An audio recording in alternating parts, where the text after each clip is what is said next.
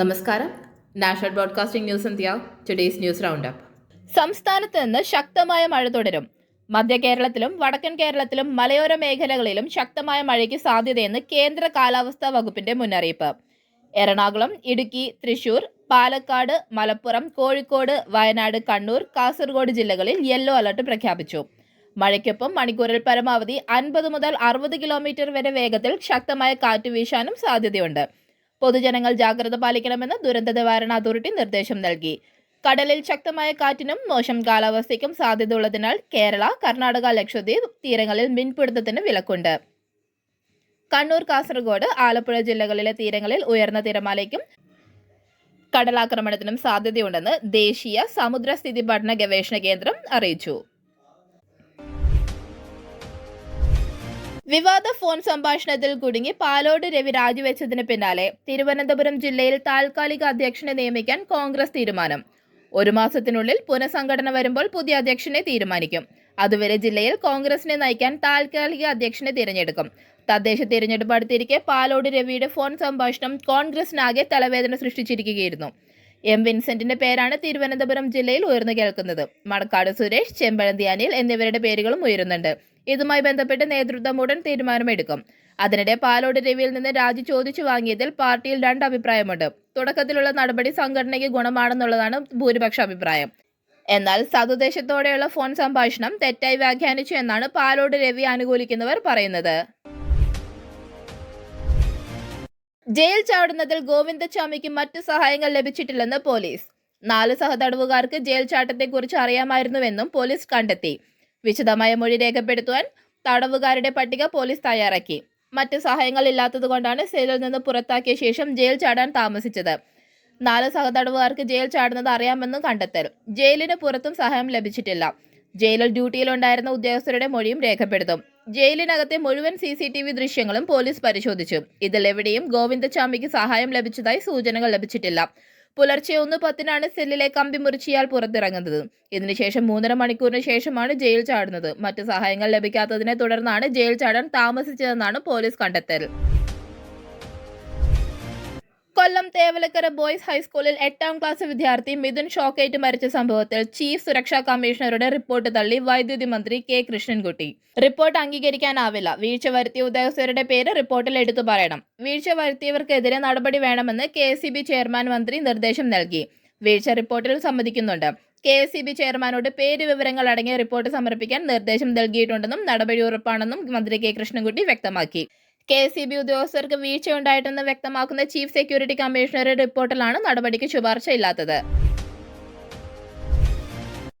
അന്തരിച്ച മുൻ മുഖ്യമന്ത്രി VS അച്യുതാനന്ദനെതിരായ ക്യാപിറ്റൽ പണിഷ്മെന്റ് പരാമർശവുമായി ബന്ധപ്പെട്ട് വെളിപ്പെടുത്തലുകൾ തള്ളി ചിന്ത ജെറോം. ക്യാപിറ്റൽ പണിഷ്മെന്റ് എന്ന വാക്ക് മാധ്യമങ്ങളുടെ സൃഷ്ടി. പൂർണ്ണമായും ഇല്ലാത്ത കാര്യങ്ങളാണ് പ്രചരിപ്പിക്കുന്നതെന്നും ചിന്ത ജെറോം പറഞ്ഞു. അത്തരത്തിലുള്ള പരാമർശം ഉയർന്നു വന്നിട്ടില്ലെന്ന് ചിന്ത ജെറോം വ്യക്തമാക്കി. നേരത്തെ ആ വ്യാജ പ്രചാരണങ്ങൾ നടന്നിരുന്നു. ഇപ്പോൾ വിമർശനം ഉയർത്തിക്കൊണ്ടുവരുന്നത് ദൗർഭാഗ്യകരം. പൂർണ്ണമായും ഇല്ലാത്ത കാര്യങ്ങൾ പ്രചരിപ്പിക്കുന്നുവെന്നും ചിന്ത ജെറോം പറഞ്ഞു. അതേസമയം പിരപ്പൻകോട് മുരളിക്ക് പിന്നാലെ ക്യാപിറ്റൽ പണിഷ്മെന്റിൽ വെളിപ്പെടുത്തലുമായി CPIM നേതാവ് K സുരേഷ് കുറുപ്പ് രംഗത്തെത്തി. തിരുവനന്തപുരം മൃഗശാലയിൽ കടുവ ജീവനക്കാരനെ ആക്രമിച്ചു. സൂപ്പർവൈസർ രാമചന്ദ്രനാണ് പരിക്കേറ്റത്. വെള്ളം ഒഴിച്ചു കൊടുക്കുന്നതിനിടെ കമ്പികൾക്കിടയിലൂടെ കൈയിട്ട് ആക്രമിക്കുകയായിരുന്നു. തലയ്ക്കാണ് പരിക്കേറ്റത്. രാമചന്ദ്രനെ തിരുവനന്തപുരം മെഡിക്കൽ കോളേജിലേക്ക് മാറ്റി. തലയിൽ 6 സ്റ്റിച്ചുകളുണ്ട്.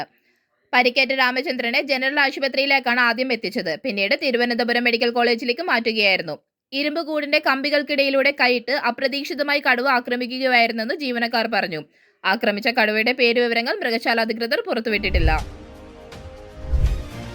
അന്തരിച്ച മുൻ മുഖ്യമന്ത്രി VS അച്യുതാനന്ദനെ സാമൂഹ്യ മാധ്യമങ്ങളിലൂടെ അപമാനിച്ചെന്ന പരാതിയിൽ അധ്യാപകനെതിരെ കേസ്. Palakkad Chathannur government higher secondary സ്കൂളിലെ അധ്യാപകൻ KC വിപിനെതിരെയാണ് നടപടി. DYFIയുടെ പരാതിയെ തുടർന്നായിരുന്നു കേസ്. VS മരിച്ച സമയത്തായിരുന്നു മോശമായ രീതിയിലുള്ള ഒരു കുറിപ്പ് ഫേസ്ബുക്കിൽ പങ്കുവച്ചത്. മലയാളം അധ്യാപകനാണ് KC വിപിൻ. കണ്ണൂർ സർവകലാശാല മുൻ സെനറ്റ് മെമ്പറാണ് അദ്ദേഹം. സ്കൂളിലേക്ക് DYFIയുടെ നേതൃത്വത്തിൽ മാർച്ചും നടത്തിയിരുന്നു. പരാതിയിൽ അന്വേഷണം നടത്തിയ ചാലശ്ശേരി പോലീസാണ് കേസെടുത്തത്.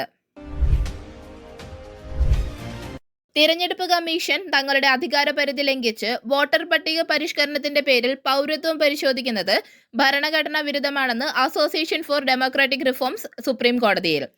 ബീഹാറിലെ വോട്ടർ പട്ടിക പരിഷ്കരണവുമായി ബന്ധപ്പെട്ട് സമർപ്പിച്ച മറുപടി സത്യവാങ്മൂലത്തിലാണ് ADR ഈ നിലപാട് വ്യക്തമാക്കിയത്.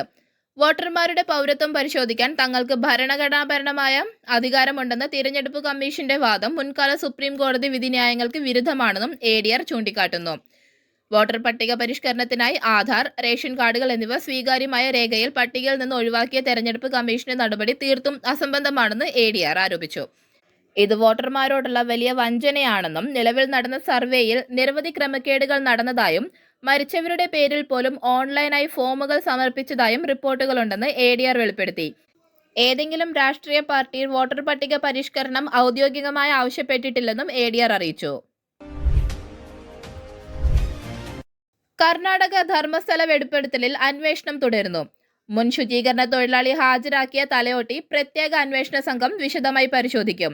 നാളെ ധർമ്മസ്ഥലയിൽ മണ്ണ് കുഴിച്ച് പരിശോധന നടത്തും. ഈ തലയോട്ടിയുടെ പരിശോധന ഫലം അനുസരിച്ച് കൂടിയാകും അന്വേഷണ സംഘത്തിന്റെ തുടർ നീക്കങ്ങൾ. നാളെയാകും ഈ പരിശോധന.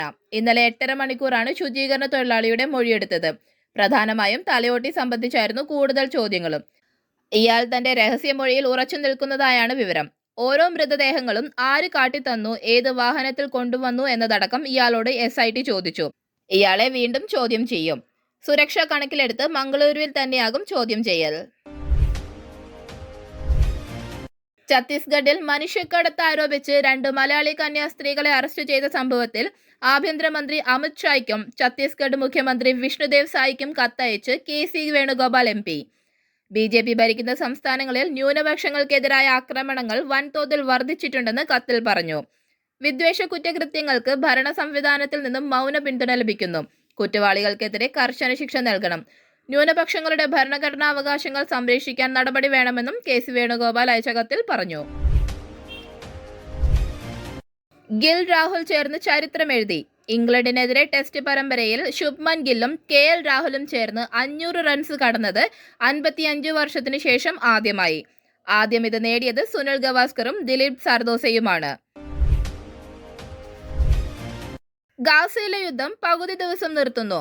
ഇസ്രായേലി സൈന്യം Gaza city, Deir al Balah, al Mawasi ജില്ലകളിൽ രാവിലെ 10 മുതൽ വൈകിട്ട് 8 വരെ യുദ്ധം നിർത്തിക്കുവാൻ പ്രഖ്യാപിച്ചു. ഇത് സഹായങ്ങൾ എത്തിക്കുവാനുള്ള വഴികൾ തുറക്കാൻ ഉദ്ദേശിച്ചുള്ള നടപടിയാണ്. ആദ്യമായി എയർ ഡ്രോപ്പ് വഴി പച്ചക്കറികളും അരിവെച്ച ഭക്ഷണങ്ങളും ഇറക്കി. അതിനിടെ സഹായ ഏജൻസികൾ സുരക്ഷാ പ്രശ്നങ്ങൾ ഉയർത്തി. കൂടുതൽ അപ്ഡേറ്റ്സുകൾക്കായി കാത്തിരിക്കുക നാഷണൽ ബ്രോഡ്കാസ്റ്റിംഗ് ന്യൂസ് ഇന്ത്യ.